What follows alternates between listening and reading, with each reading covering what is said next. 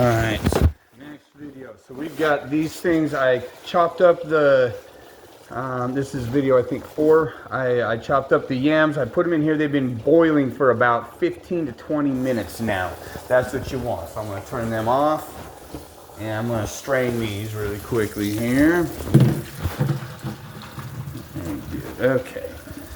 Because the impurities just don't taste real good with yams, what I like to do, again, do the sprayer thing and kind of get that nasty residue off of there. I like to do that. And then when I'm done with that, you're going to stick this in here into the pan. Some people mash it in something else. You do not have to. Let me just get this cleaned out a little bit here. Okay. And now I'm going to mash these things up real well. So they should be good and soft. If they're still hard at all, then they need to go back in. These are pretty soft. It's mushing fairly easy.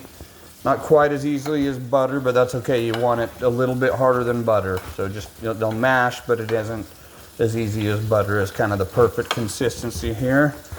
I said I did it for about 15 minutes. So mashing those up, and then you're gonna put in your sugar. Now, I use an organic coconut sugar. It's a lot healthier. It sounds gross, but it works really well with these yams. Now, like I said earlier, the key to candied yams is candy, not yams. So we got about that much yams in my little dish. I'm gonna put a ton of sugar in here. And this is a more natural sugar, so it is healthier. It still tastes really good. But see, I put quite a bit of sugar in there. I don't really measure. I don't know, lots of cooks say the best cooks measure. I say the best cooks don't need to. They kind of just know how much to put in. But that's how much I put in, just a ton of sugar. You almost can't do too much sugar, so don't worry about doing a little too much sugar. Everybody tells me every year, you put in too much sugar, Dave. You put in too much sugar, and every year it's the hit of Thanksgiving or Christmas or whatever I'm making it for. So you will like this. I'm gonna mash that in so it's very sugary, very sugary. I'll come back to that to tell you the next step. Now I'm back here with the rice. So this has just been kind of going. It's still really wet. I've turned the heat way down, but it's still just kind of simmering in there. It's gonna be quite salty. You don't want it too salty, but fairly salty with how much of that Himalayan salt I put in there. So now, I'm going to do this. I'm going to go ahead and put this in our strainer. Okay, good. I'm going to put that back up here in just a sec. But we're going to rinse this again. We're going to kind of rinse all the extra salt out. So it's going to be hot on my hands. Jeez, I just lost a bunch of it. Okay, there we go. That's okay. We can lose that much rice and be okay. Kind of let it strain out afterwards. Very good. And now I'm going to put it back in that same pot. Okay, now that that's done out of the way, we've got a pretty good, fairly salty rice there. Now, we need to make what's called the tahdig.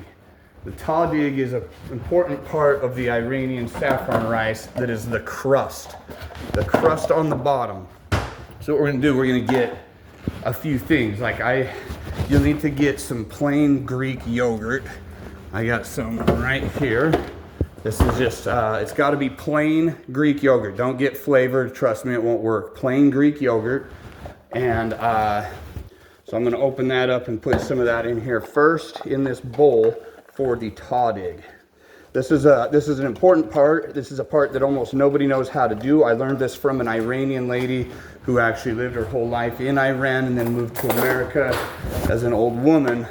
And she taught me the importances of the culture behind this dish and how it's the most important dish in Iran. And if you know your history, Iran used to be the capital of the world 2,000 years ago, maybe more like 2,500 years ago. They were the Persian Empire. Very important. At that time, it was like the America of the world, and no one had ever seen anything like the Persian Empire. So very important, amazing people, the Persians.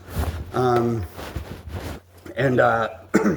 like to put in some garlic, minced garlic like this. I think you'll like this. Putting a little bit of that in here with the tahdig. Like I said, is the crust that we're making. It's going to be more like a pudding consistency, kind of like a tapioca rice pudding. Like I said, I like to put in mustard seeds. So this Meili whole grain mustard is really good. The old style is really the best one, the one you'll want, I think. It's just slipping. Anyways, there we go. Okay. So I like to put in about yay amount here. Just kind of a good, see, as you can see, a decent amount there of the Meili mustard on top. Okay. And then I like to put in a little bit of another type of mustard. This one's a sweet hot mustard. I really like the hot mustards, but I don't like to do too much because then everybody says that the food's too spicy or too strong. So I'm just going to put in a dab of this spicy hot mustard. Then I'm going to cut up a lemon and a lime. I like to put in a little bit of this. So I'm going to use half for the second half and half for the first half of this part. So obviously very simple right here what I'm doing. I'm just squeezing in a little bit of lime juice with it. I'm going to squeeze in a little bit of lemon juice with it. You can buy lemon and lime juice in a bottle, but it's never going to be as good as freshly squeezed, so it's up to you on that. Then for the oil, I spray in a ton of this olive oil here. As you see, I've got the sprayer. I'm going to spray in quite a bit, maybe like 15 sprays. So that's probably a good amount of the olive oil. And then we've got the let's see, okay, because we got the Greek yogurt, we got the oil. Now we need the saffron water. So this is an important thing. The saffron water is really hard to make, but I'll teach you how to do it right. So what we got, you get a bowl like so, and I'm gonna grind out a whole bunch of saffron. I already put it in here. I'm just grab it out.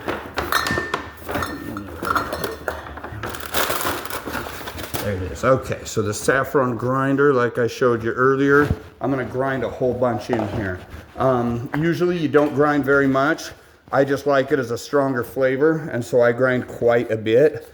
And because I have so much, I can afford to do it, but usually they go very light on the saffron and they just let it stretch. But I use a bunch and it tastes really good. So I just did that, maybe like 20 or 30 rounds, and you'll see that it'll look kind of like that on the bottom. So then I'm going to get some hot water put into there.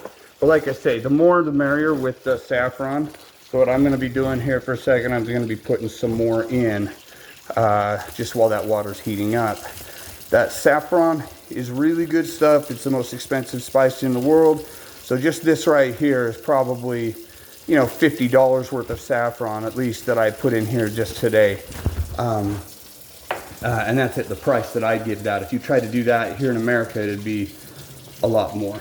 So I'm going to get that water in there. Now the way that you can tell if it's real saffron, if you ever have to buy more, is that when you do this and fill it up with water, it should start to turn yellow. So as you can see, that's beginning to turn a yellowish color. Even though the saffron is red, it will make the water turn yellow. In 5 minutes, it'll be a dark yellow. But what I'm going to do instead is I'm going to microwave it. So I'm going to take that saffron water, I'm going to put it in for 1 minute. When that minute's done, I'm going to stir it and put it in for another minute. And I'm going to do that like 5 times because I want that to really dissolve into there.